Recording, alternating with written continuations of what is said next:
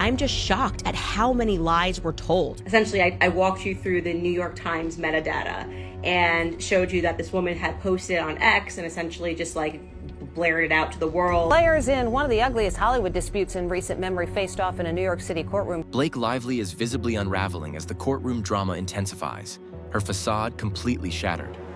As the proceedings unfold, the truth of her deception is exposed, with Candace Owens' incriminating metadata receipts providing undeniable evidence. The court carefully dissects each of her accusations, systematically dismantling her credibility and leaving her reputation in tatters. Yesterday, on Friday, Brian Friedman, Justin Baldoni's lawyer, amended their lawsuit against Blake Lively, and they included the New York Times data. Seriously? Did she honestly think she could throw accusations at Justin Baldoni without any repercussions? As if there would be no fallout or accountability for her actions? We want a judge to see our side of things. Girl, goodbye. Like, just goodbye. It's like the fakest thing ever. She's now fake Lively, crying Reynolds. She had no idea that the heart-wrenching tale she had so carefully crafted was full of glaring inconsistencies. Flaws so evident that digital evidence easily uncovered them, unraveling her entire story bit by bit, piece by piece. And we're therefore amending this because we think that it shows that she was plotting before. And the media? They pounced on it like a pack of ravenous wolves. On December 21st, 2020, the New York Times published a report that was meticulously crafted. A sob story so perfectly timed, it seemed as though it was strategically planted to serve Blake Lively's agenda. The timing? It couldn't have been more intentional. The media frenzy was so flawlessly coordinated with Lively's complaint that it bordered on the absurd, so predictable it almost felt scripted. She was determined to paint herself as the victim, making sure the narrative was cemented before anyone had the chance to question or fact-check a single detail. But then came the real twist in the plot. Candace Owens entered the scene, completely flipping the narrative. With cold, hard evidence in hand, she tore through Lively's carefully constructed illusion, exposing the truth and dismantling everything Lively had tried to build. Brian Friedman says, due to public interest in this case, we have now stumbled upon this, and we're therefore amending this because we think that it shows that she was plotting before. Owens didn't merely cast doubt. She utterly dismantled Lively's credibility with surgical precision. The receipts? They weren't just any evidence. They were a painstaking metadata analysis pulled straight from the New York Times' own website, revealing an irrefutable truth. Lively's team had been in close collaboration with the press long before her complaint even reached the legal system. This wasn't the story of an innocent victim in search of justice. It was a meticulously planned performance, with Lively not only portraying the role of the distressed damsel, but also orchestrating the entire drama from behind the scenes, pulling the strings to ensure everything unfolded exactly as she intended. Anyways, just wanted to say that we should be celebrating this as a major win because we were the ones who dug all of this up like psychos because we have been obsessed with this case. The instant this bombshell was revealed, Lively should have done the smart thing. Packed up, faded into the background, and disappeared from the public eye. But instead of retreating, she chose to double down, holding on to her crumbling narrative with even more desperate, pitiful attempts to steer the story in her favor. Rather than confronting the damning evidence that had been laid out against her, she pressed forward, spinning more fabrications in a frantic effort to cling to the shreds of her credibility. Yet with every move she made, it became painfully obvious. Her control over the narrative was slipping through her fingers, and the truth was closing in on her faster than she could keep up. What's also really amazing about it is he even says we now have a concrete timeline, which we believe implicates Blake Lively. This woman went into full PR overdrive, pushing her victim narrative through every channel in Hollywood's elite circles. Out of nowhere, celebrities began emerging from the shadows to rally behind her. Organizations were quickly issuing statements in her defense, and the whole ordeal quickly descended into a carefully choreographed spectacle, complete with crocodile tears and over-the-top theatrics. But here's where it takes a truly laughable turn. Lively, who had been the first to run straight to the press with her version of events, had the sheer audacity to demand a gag order against Baldoni's attorney, Brian Friedman. The irony was almost too rich to ignore. On Monday, they're going to court because two things. Blake is trying to gag them. I don't think that's going to go through. How can you try to say you're playing this in the press when the entire reason we got here was because you tried to play this in the press? Like, you went to the New York Times to try to take him down and to set a public narrative. Let's break this down step by step. She was the one who sparked the media frenzy in the first place, throwing fuel on the fire with her carefully orchestrated narrative. Then, when the heat of that fire started turning back on her, she had the audacity to demand privacy, as if she hadn't set the whole thing in motion. The judge, seeing the absurdity of her request, wasted no time in rejecting it. No gag order, no silencing Baldoni's side, and certainly no way for her to simply duck out of the spotlight. Meanwhile, Candace Owens was methodically laying out cold, hard evidence, showing that Lively's team had everything perfectly arranged for her complaint days before it was even officially filed, revealing the true extent of the setup. I mean, come on. I was the psycho who put together the timeline. So I think they've been watching the show. So while Lively was out in the public eye, putting on a show of shock and devastation, behind the scenes she was meticulously orchestrating every move, carefully pulling the strings to keep her story alive. But the moment her carefully crafted tale went public, everything she had built came crashing down, falling apart like a poorly executed Netflix reboot. Predictable, forced, and ultimately impossible to sustain. When the entire reason we got here was because you tried to play this in the press. Like, you went to the New York Times to try to take him down and to set a public narrative, and now that it's backfiring, you want it. Baldoni's team didn't waste a single moment in amending their lawsuit to incorporate the findings uncovered by Candace Owens.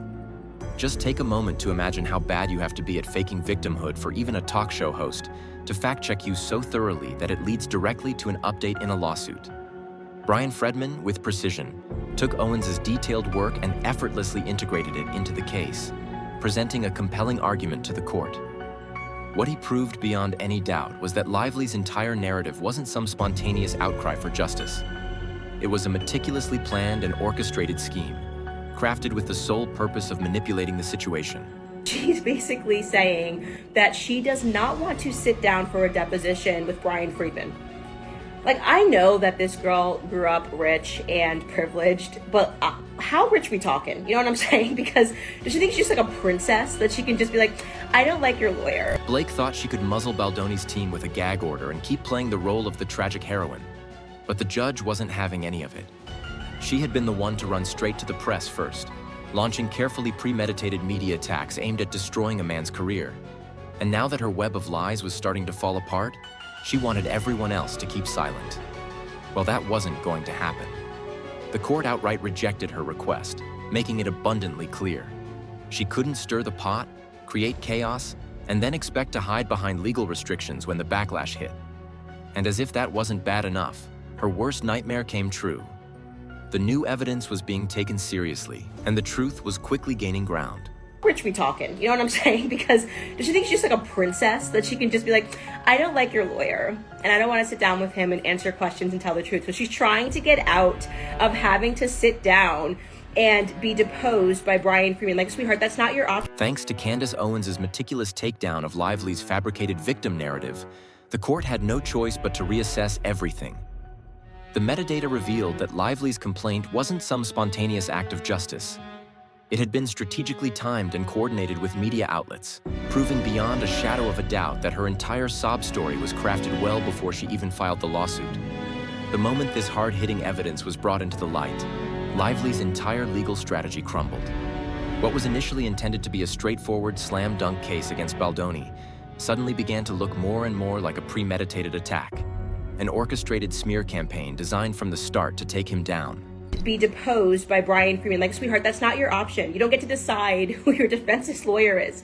He picked Brian Friedman. You don't like him because he played your game better than you. And now, the moment of reckoning is fast approaching. The trial. This means Lively will have to answer for everything she's done, and this time, it will be under oath. No more carefully crafted headlines, no more picking and choosing soft interviews to control the narrative, and certainly no more hiding behind Ryan Reynolds' sarcastic tweets to deflect attention. She will have to sit in that courtroom and explain why every single shred of evidence points to her being a manipulative, power-hungry liar. And let's not kid ourselves.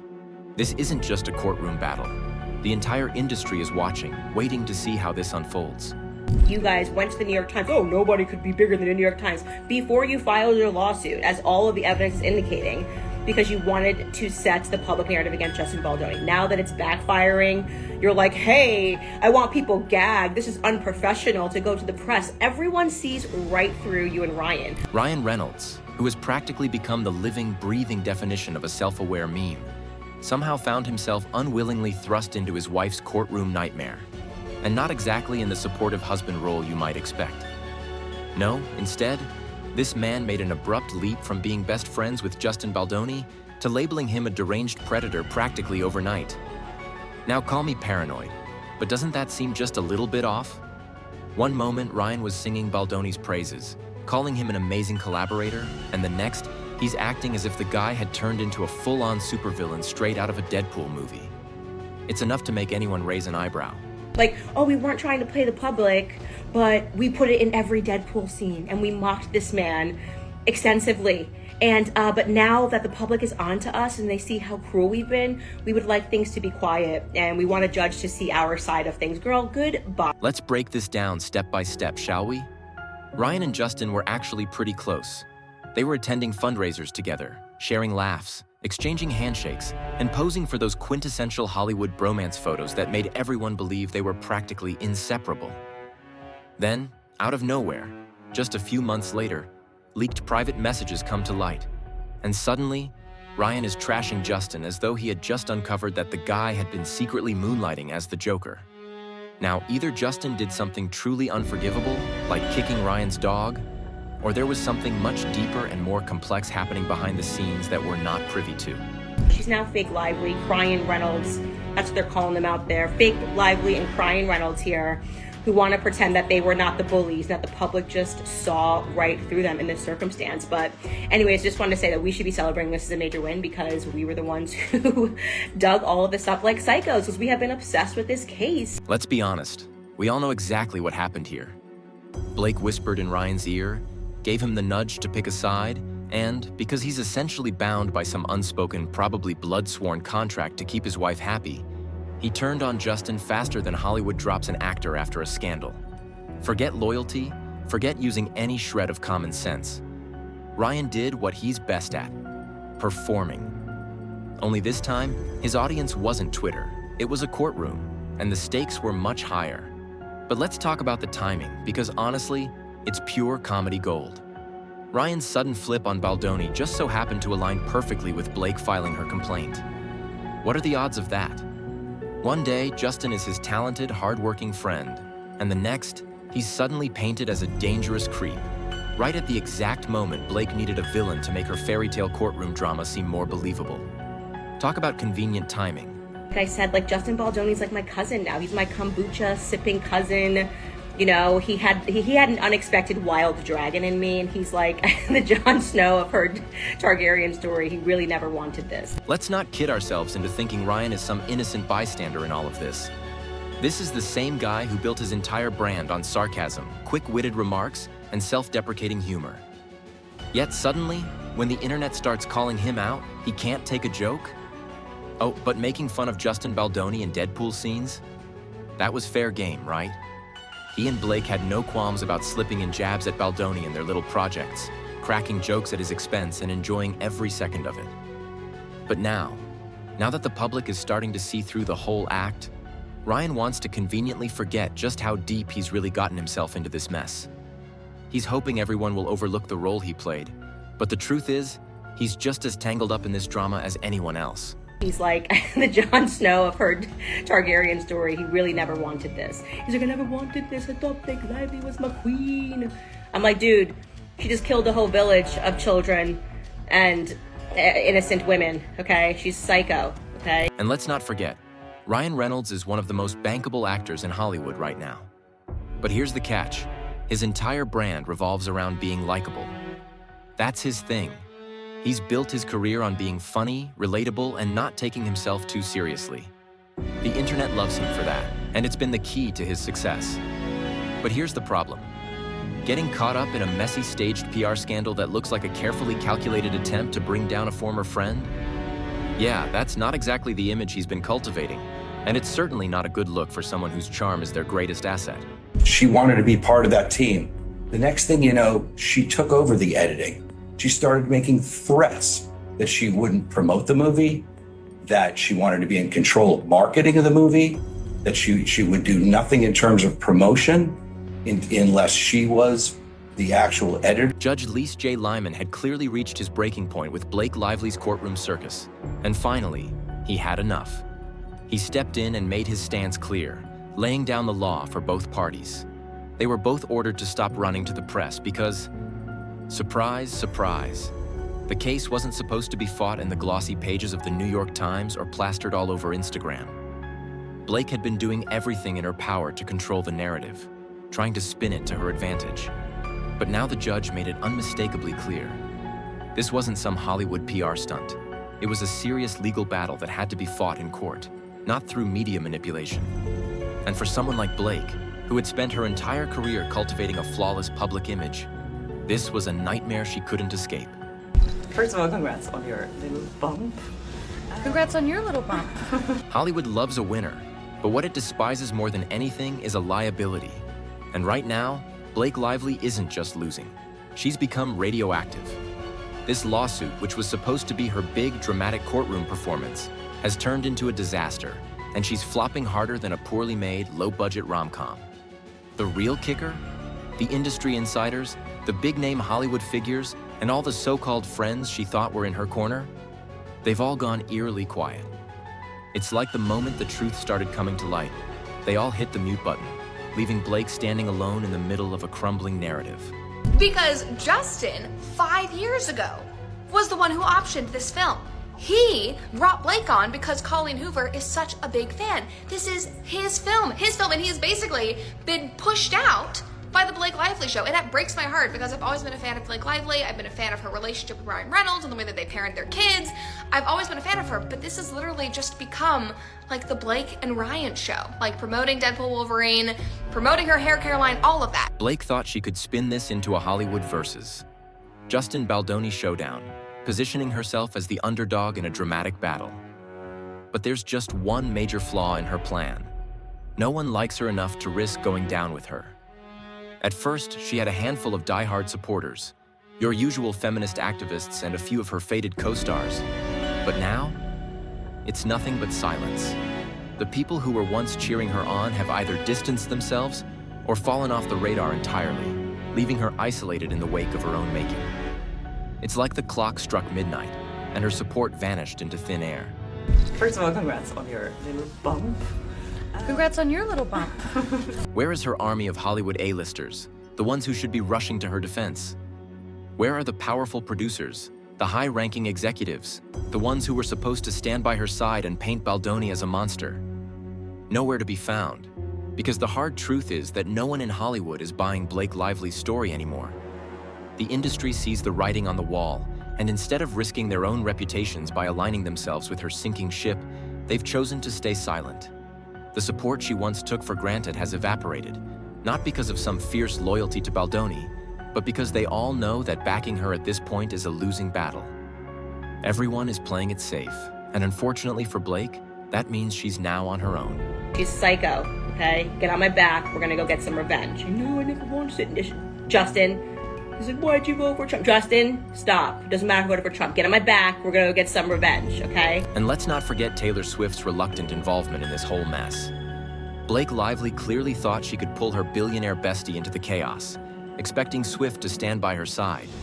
But before long, reports started circulating that Taylor wasn't exactly thrilled about being dragged into what was rapidly becoming a full-blown legal disaster. And honestly, who could blame her?